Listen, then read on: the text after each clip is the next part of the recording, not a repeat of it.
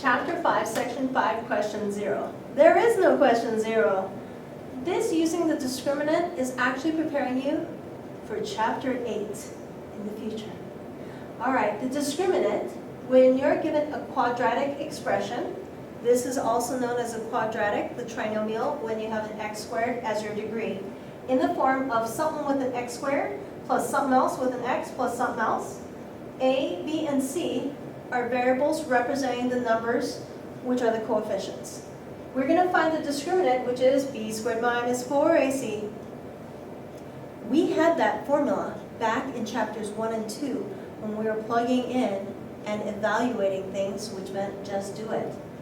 We are finding the discriminant, which we will also be finding in chapter 8. So, if it's a perfect square, you're going to factor. So first we need to find our ABCs. A is the first number, not the x squareds. B is the next number when they're written in descending order by degree. And C is the plain old number, negative 20. Our formula plug work answer, this is what we'll be doing in chapter 8.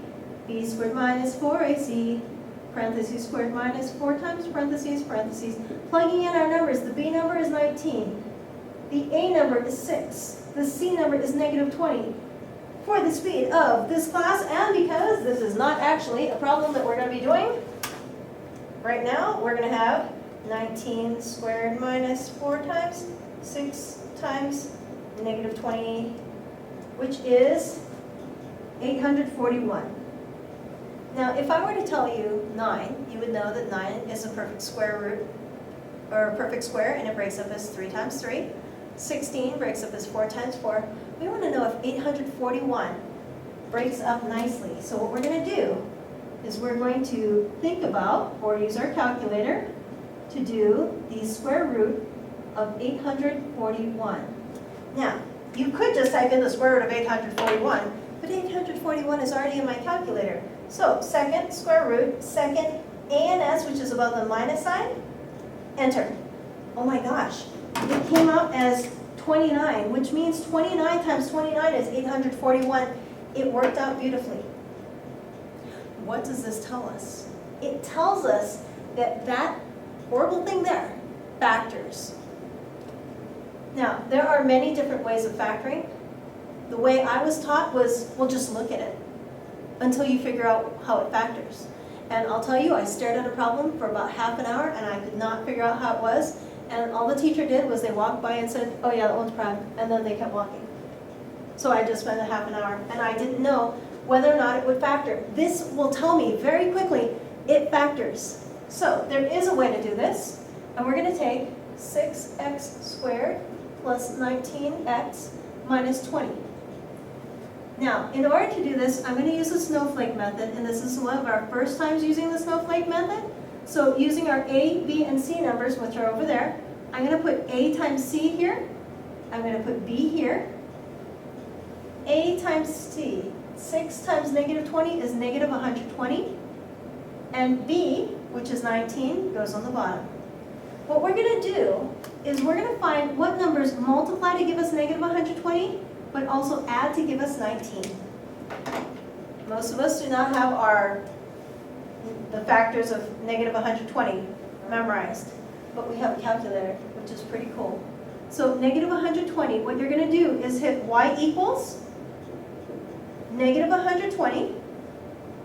I'll clear that up, negative 120 divided by x. Remember from chapter 3 that the x button is right here next to alpha? And what we're going to do is instead of graphing it, we're going to hit second and table. And on the table, it will tell me that 120, or negative 120, will factor in many ways, such as negative 1 and 120, negative 2 and 60, negative 3 and 40, negative 4 and 30, negative 5 and 24, negative 6 and 20. And it keeps going, but if I look at these, I want to know which one adds to give you 19. It's right there. All right, negative 5 and 24. Now you might say, hey, it's a snowflake. It should have 6 points on this star. So I have 1, 2, I'm going to put another one going this way, And I'm going to put A on the top here. A is 6, A is 6, A is 6 is going to go up here. I didn't leave myself much room, so I'll shorten this here. 6 and negative 5 does not reduce. Often we tell you that the negative should go on the top. Here I'm going to tell you we want to leave it on the bottom. So we have 6 and minus 5. It's not a fraction. We're going to read it going down. 6 and 24, like a fraction, will reduce to 1 and 4, and we read this going down.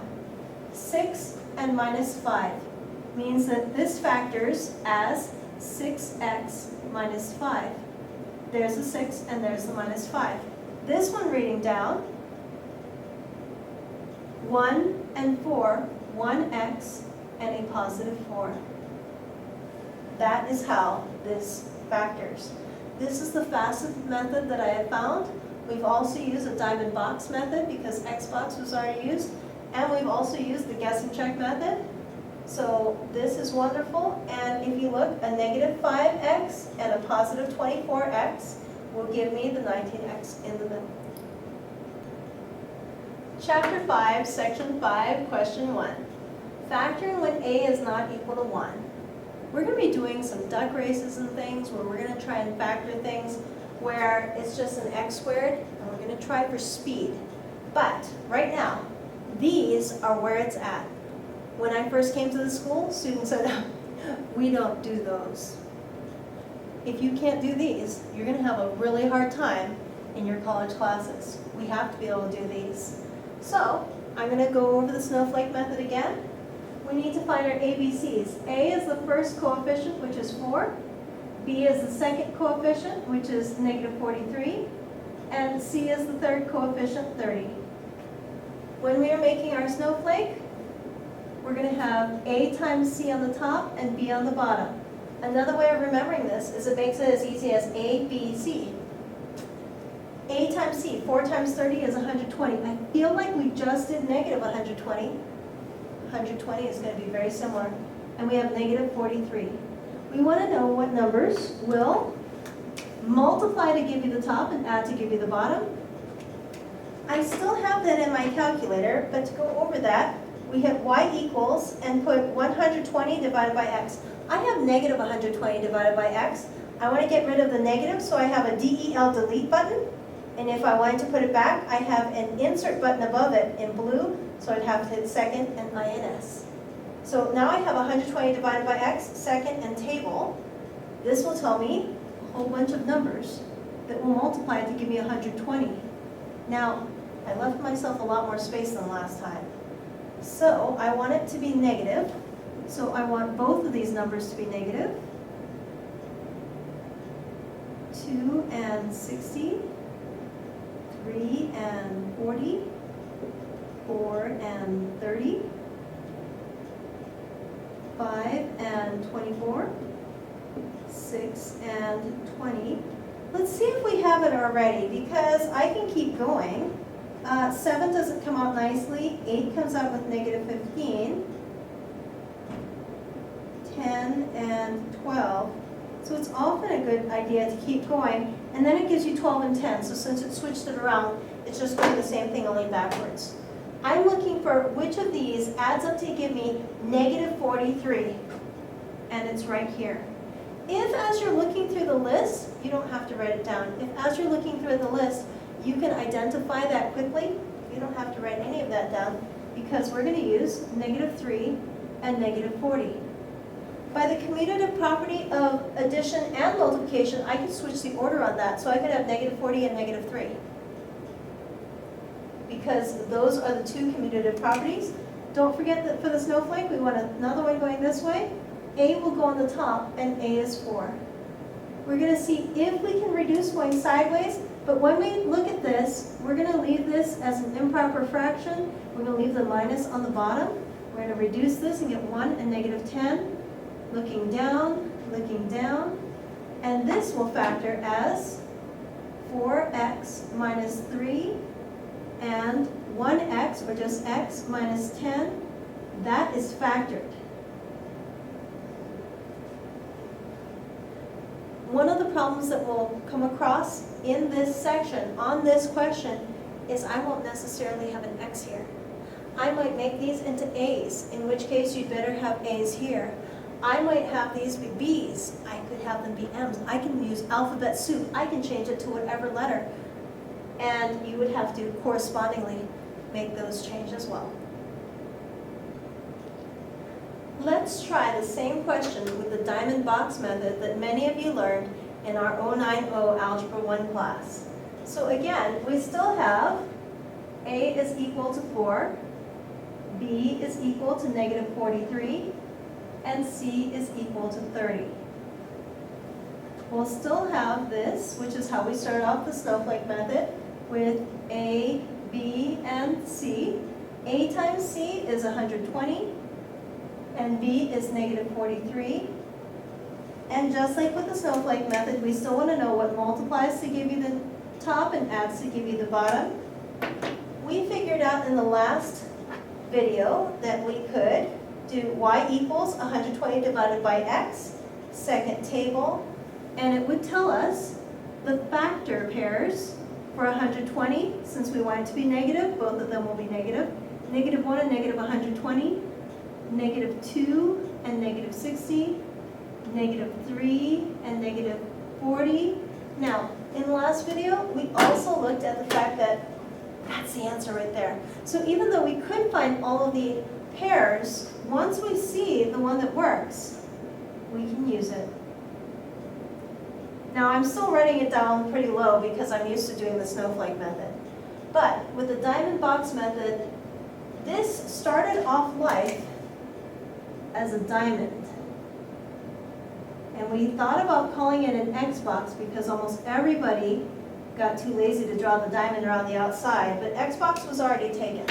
So this is still called a diamond box, and that's where the diamond is.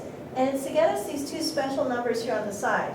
We're then going to take our trinomial, and we're going to break it into 4x squared minus 3x minus 40x plus 30. And what this does is that is factoring by grouping. So factoring by grouping, we have 1, 2, 3, 4 things there. We have a box with 1, 2, 3, 4 things here. 4x squared minus 3x minus 40x and plus 30. Leading negative, we factor out the negative and they both divide by 10. They both divide by x, they both divide by 4 and x. Leading negative, we take out a negative and you can divide by 3. And we read going out this way, and that is one set and that is the other set. And so this factors as 4x minus 3 and x minus 10. And if you'd like to use the diamond box method of factoring, that's fine as well. The guess and check method. But wait, there's more. The guess and check method is the way that I was taught, but I wasn't really taught how to guess and check. So I've gotten a little better on it over the years. 4x squared, the first term can break up as 1x and 4x. That would multiply to give me 4x squared, or 2x times 2x. So that's going to tell me that when you're factoring it, you can have a 1x and a 4x, or a 4x and a 1x, or a 2x and a 2x. There's really only 3 choices for what can go in the first spot. 30 can break up as 1 times 30, or 2 times 15, or 3 times 10, or 4 and nothing nice, or 5 and 6. Wow, that means I could have 1 and 30, or 30 and 1, 2 and 15, or 15 and 2, 3 and 10, or 10 and 3, 5 and 6, or 6 and 5. We have to figure out which one it is. We need these to add to give me negative 43. So, if we start off here, outsides and insides, 30 and 4. Oh, that's 34, not 43. If I switch this one, I'll get 1 and 120. That's not that. I could get outsides and insides, 15 and 8, which is not that. I could switch it around and get 2 and 60, not that. 10 and 12, or 3 and 40. Hey, 3 and 40. So that was this one and this one in a way that will get me a 3 and a 40.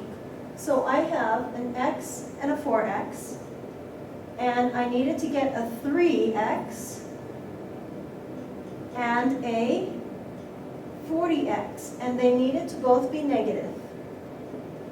So this is a negative 40x and a negative 3x for a total of negative 43x, which is the center term. Now for work, this is the factored form, that is the answer.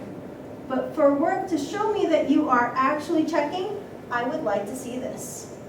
You don't actually have to write these little archy things, but it should have whatever this is and whatever that is, adding up to equal that in the center.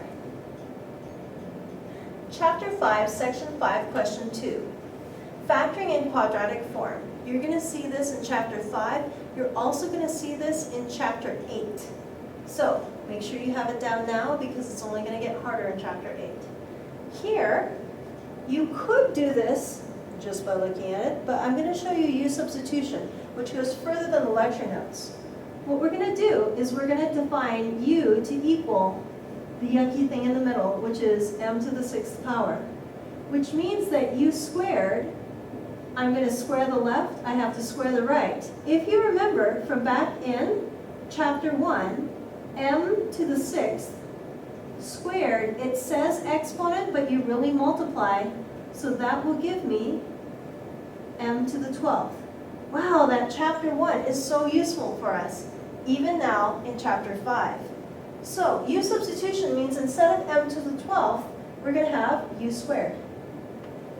Minus 12, instead of m to the 6th, I'm going to write U plus 32. Hey, we can factor that.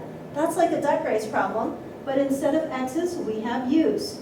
Now someone asked, could I not use the letter U? Could I use something else? Not really. It's called U substitution for a reason. We're looking for the pair that multiplies to give me 32, but adds to give me negative 12. That would be 8 and 4, and to make it a negative 12, it would be negative 8 and negative 4. But we're not done. This is U substitution. We have to come back over here and actually find the actual answer.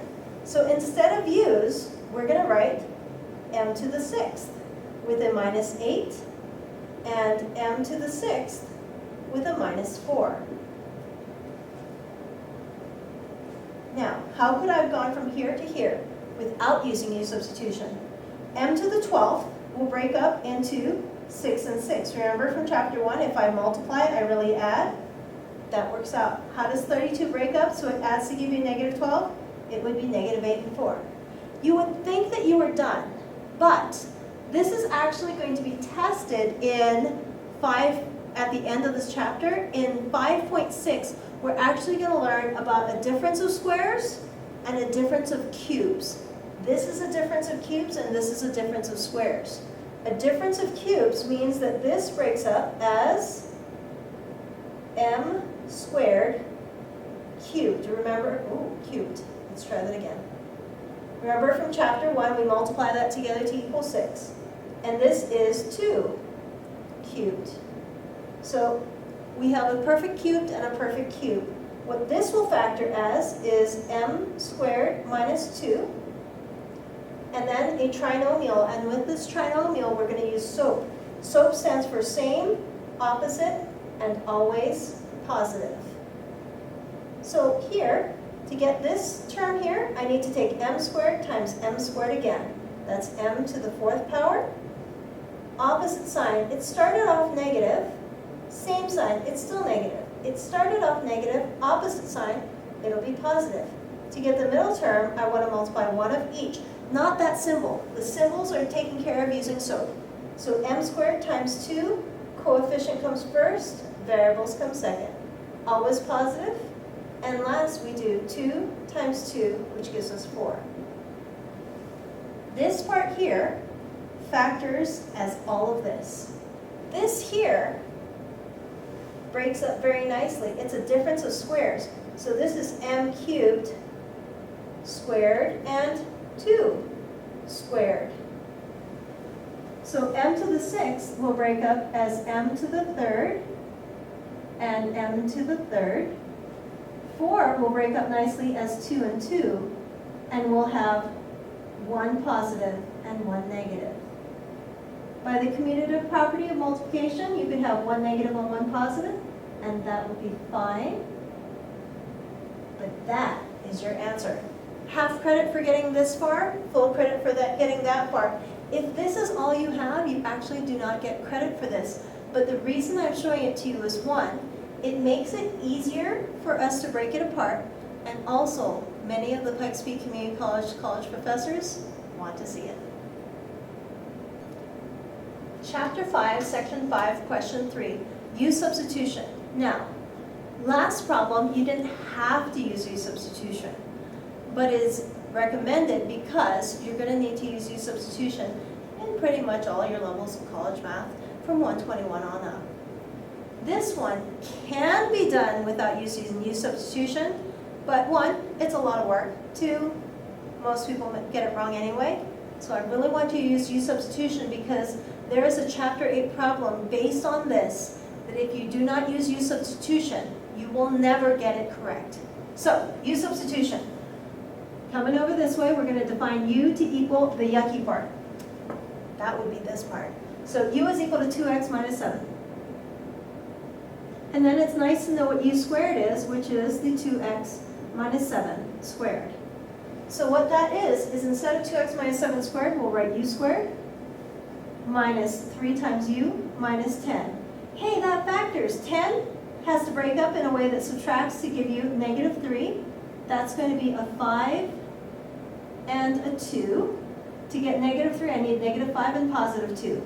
But then we have to go back to the actual answer.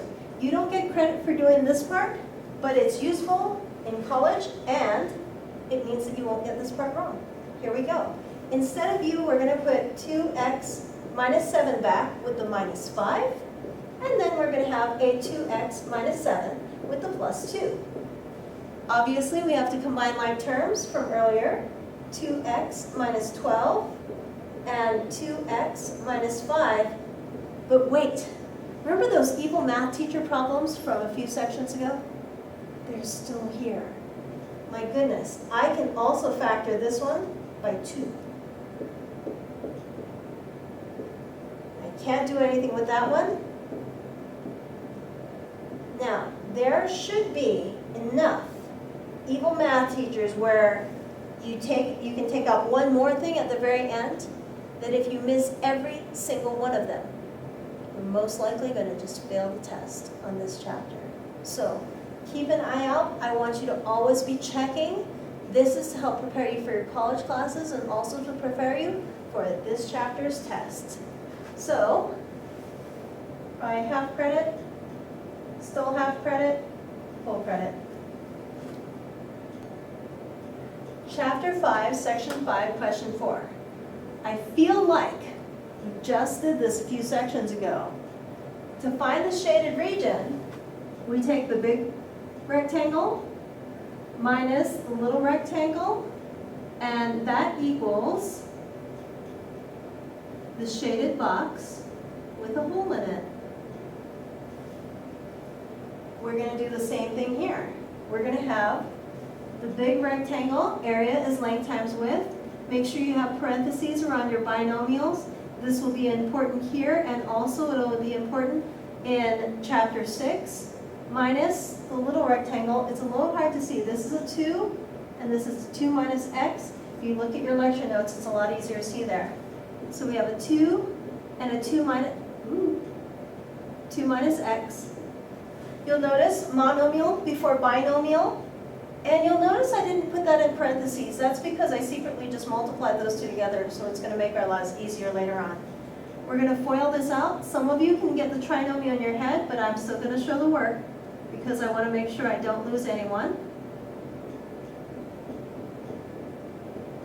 Distributive property here. This is one of the places that a lot of people will make mistakes. They'll only distribute the 2. And so this will become a negative 2x instead of a positive 2x. but this minus and that minus will get together and form a plus. So be very careful when you're multiplying that. And then we're going to combine like terms. There is only one x squared term, but there's 1, 2, 3 x regular terms. This is where a lot of people will make mistakes. It's because they're used to putting these together, but they forget about this other one. 7, 8, 9. Notice that I'm underlining the symbol in front as well to make sure that I get the correct symbol. And then our numbers with our numbers. In chapter 5, section 2, multiplying things together, we would have been done as soon as we labeled this. But look at this. It says find an expression in factored form. This can be factored, and we need to factor it to get full credit. So we need it in factored form. Many students say, oh, you can't factor it because 8 breaks up as 4 times 2. What they forget is that 8 can also break up as 1 times 8. And many students ignore the 1 times because often it's not the one we're looking for, except when it is. Because 1 plus 8 add to give you 9. That is how this factors. Now, it's the area. An area would need an A equals in the front. And remember that volumes get units cubed, areas will get units squared, and everything else will get units regular. This one doesn't have any units listed, so therefore this would be a units squared. This is the first place that you'll get half credit, and we do want to see work at these two here, and then the factored form with the labels. Chapter 5, section 5, question 5. Now, we've been dealing with a lot of U substitution, so many students want to use U substitution here, but it's a trap.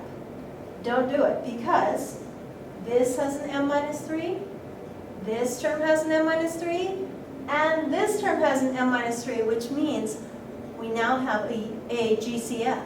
So we can take an m minus 3 out of all of those, and what we're left with is x to the 2a plus 5x to the 1a minus 6. Binomials come before trinomials. We want to make sure we don't lose this. But how do we factor this? We're going to use U substitution because, hey, U substitution is the answer to so much. U is going to be equal to the yucky thing in the middle, which is x to the a. U squared would then be x to the 2a from back in chapter 1. That means that we have u squared plus 5u minus 6. How does that factor? Many people want to break this up as 2 and 3. 2 and 3 do not subtract to give you 5. You need to break this up as 6 and 1 or 1 and 6. And many students forget that 6 and 1, that timesing by 1 is still a thing. So positive 6 and minus 1. Then we'll have to come back to the actual answer. Instead of u, we're going to put an x to the a, so x to the a plus 6, and x to the a minus 1. Half credit, full credit, this is your answer.